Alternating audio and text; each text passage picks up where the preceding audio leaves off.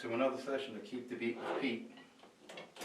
And today we're going to cover some body mechanics. As you may recall in previous lessons, previous segments, we covered wrist stroke and how that factors into tap and rebound.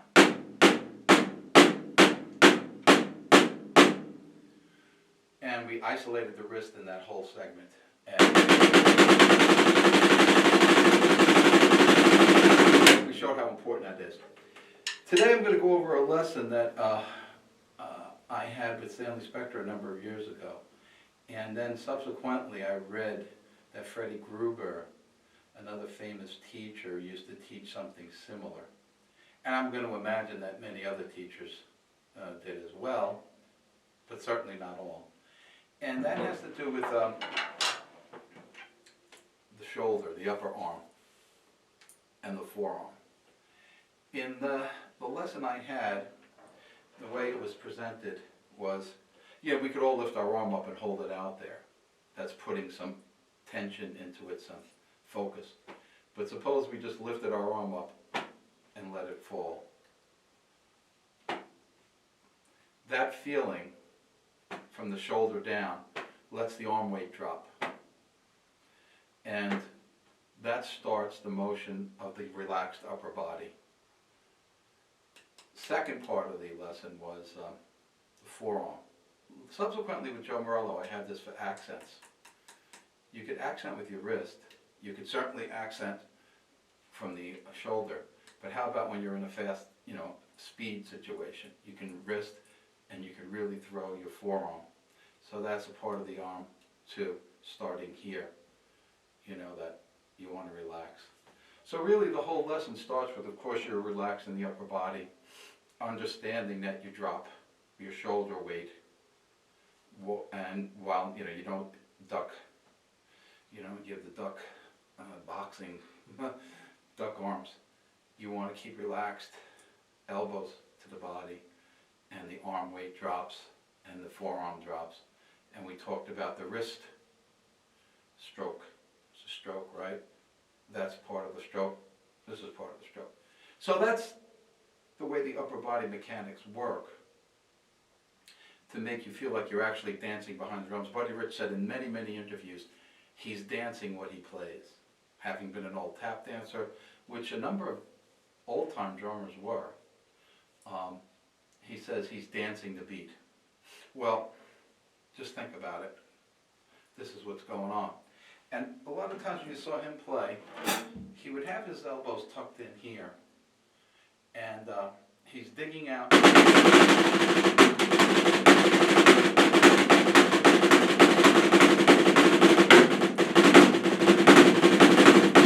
These accents.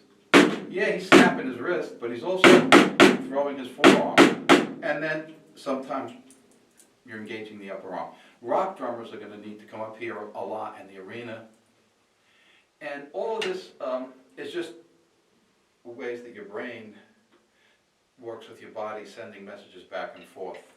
So you're dropping, you're relaxing. You're not going to keep your shoulders up like this and do this. I mean, it's very, first of all, of course it'll be very uncomfortable.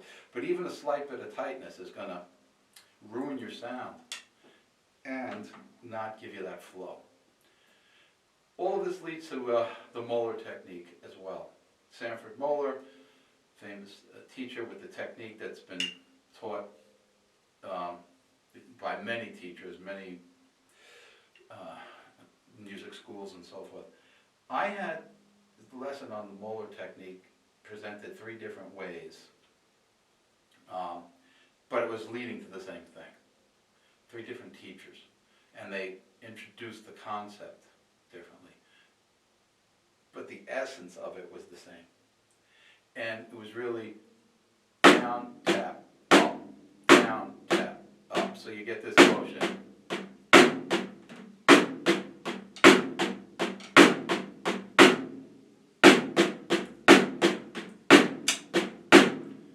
Down, tap, up, down, down, up, down. That's like, you can get your 1, 2,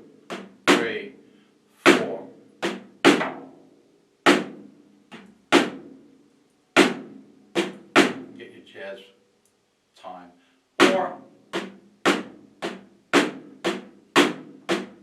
and you learn the motions for rock, you know, say 1, 2.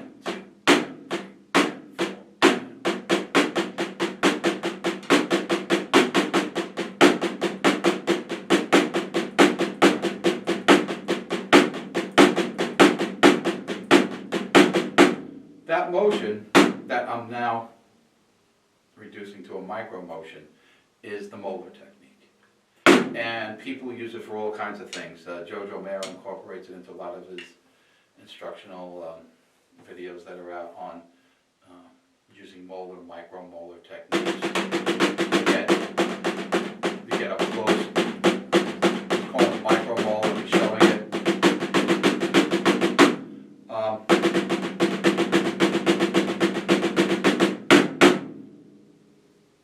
They use it in rock, they use it in jazz, they're using it all over the place. Some drummers are doing it, they're not realizing it, but you're making this motion. It's a whip-like motion. That's how it was described to me by Carl Wolf. Then Joe Morello gave me a very similar rendition of it. And then Stanley, as I said, started out with the upper body weight dropping and then introduced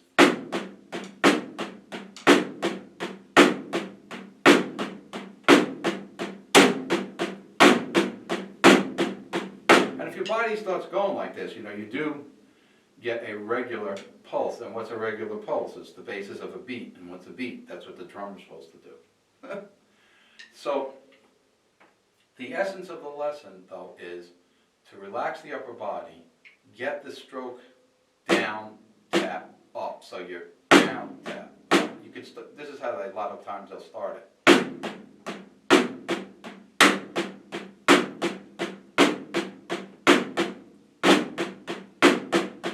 Now, when you're showing it, it looks like your elbow's way out there, but actually, it should be in a circle. So you're almost coming straight up, not like that, but you're coming straight up and down, straight up, or 1 and 2, 3 and 4 and 1 and.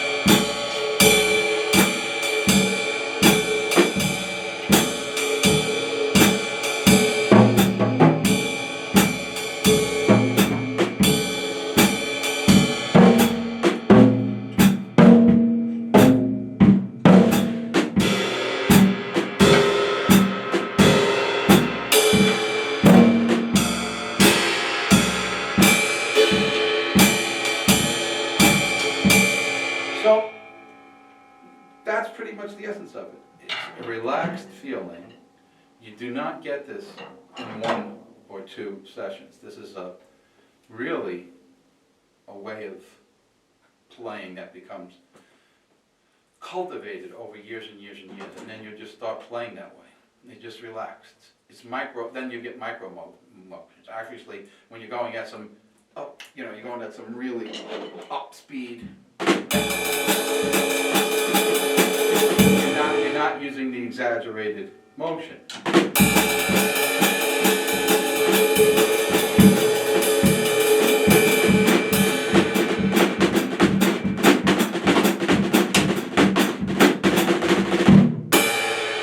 You see a lot of the old-time drummers, Louis Bellson, Buddy Rich, Joe Morello, they're playing with this type of body motion.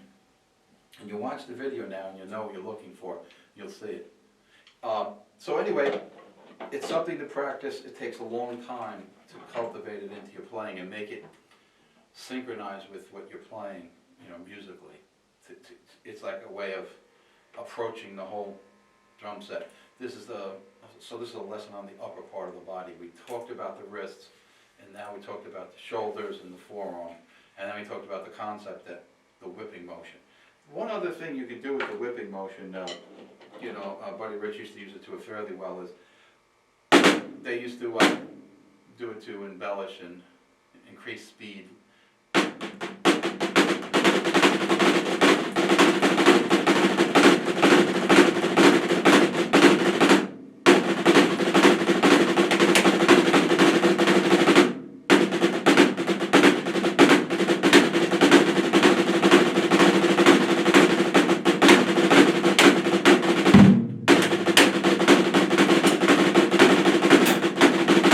So people will use it that way. Same triplets.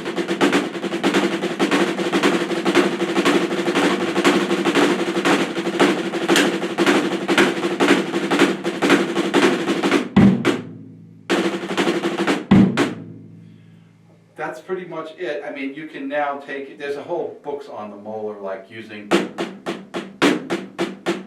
fours, 1, 2, 3, 4, 5, 1, 2, 3, 4, 5, 1, 2, 3, 4, 5, 6, 1, 2, 3, 4, 5, 6, 1.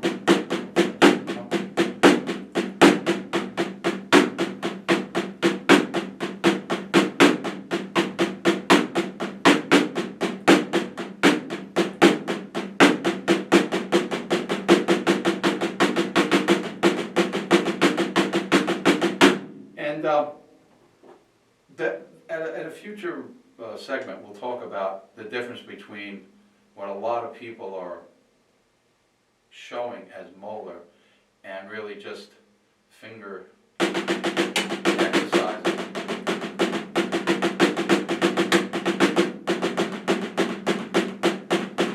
You know, they're calling it Moeller, but at some point, different body motion, which we will talk about at another point. So that's it for today. It's the upper body, relaxing from the shoulders, learn how to drop that weight. You know that you have these strokes, then you have the forearm throw, of course we have wrist snapping, and then you learn how to integrate all this as you need it.